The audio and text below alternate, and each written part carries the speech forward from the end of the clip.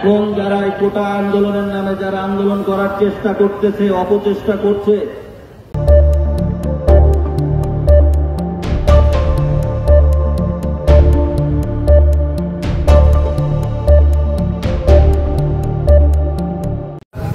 আপনারা জানেন কোটা আন্দোলন নিয়ে ছাত্ররা যে আন্দোলন করছিল সেই দাবি জননেত্রী শেখ হাসিনা ইতিমধ্যে পূরণ করেছে।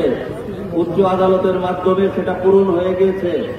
এখন যারা এই কোটা আন্দোলনের নামে যারা আন্দোলন করার চেষ্টা করতেছে, অপচেষ্টা করছে, এটা কোনো ছাত্র সমাজের আন্দোলন না, এইটা সরকার পতনের আন্দোলন।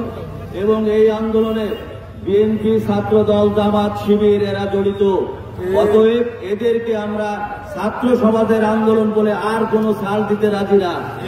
এখন থেকে এই আন্দোলনকে প্রতিহত করা হবে।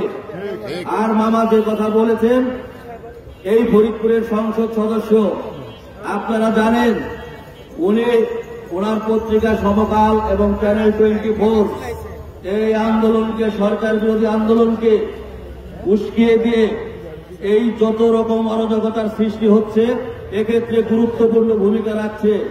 এবং আমাদের কাছে যে গোয়েন্দা তথ্য আছে সেই তথ্য মতে এই সংসদ সদস্য এই ছাত্র সমাজ এবং এই আন্দোলনকে, সরকার বিরোধী আন্দোলনে প্রচুর পরিমাণে টাকা পয়সা উনি এই আন্দোলনে দিচ্ছেন এবং এই আন্দোলন চলার ক্ষেত্রে ওনার ভূমিকা আছে। অতএব ফরিদপুরের জনগণ ওনার থেকে সাবধান, ওনাকে বয়কট করেন, প্রয়োজনের সামনে ওনাকে আমরা প্রতিহত করব। আর যারা ওনার সাথে আওয়ামী লীগের নাম বলে যারা নিজেদেরকে আওয়ামী লীগ হিসেবে পরিচয় দেন অথচ ওনার সাথে থাকেন, নেত্রীর বিপদের সময় যদি আপনারা আওয়ামী লীগের সাথে না থাকেন আপনারা কিসের আওয়ামী লীগ? ভবিষ্যতে আপনারা বললেও জনগণ আপনাদের আওয়ামী লীগের হিসেবে গ্রহণ করবে না।